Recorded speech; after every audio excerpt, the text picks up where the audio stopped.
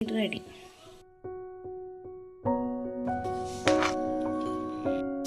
Mutton curry prepare చేసుకోవడానికి ముందుగా 3 స్పూన్ల నూనె తీసుకోవాలి.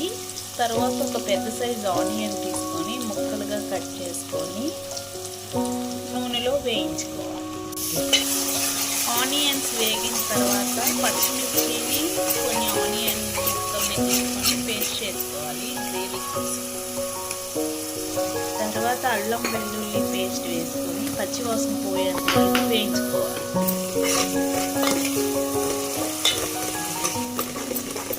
కొంచెం పసుపు వేసుకోవాలి. తర్వాత దోసకాయ ముక్కలు వేసుకోవాలి. కొంచెం ఉప్పు వేసుకోవాలి. ఒక పెద్ద స్పూన్తో కారం వేసుకోవాలి. ముందుగా ఉడకబెట్టుకొని పక్కన పెట్టుకున్న మటన్ పీసెస్ను కర్రీలో వేసుకోవాలి. కొంచెం వాటర్ పోసుకోవాలి.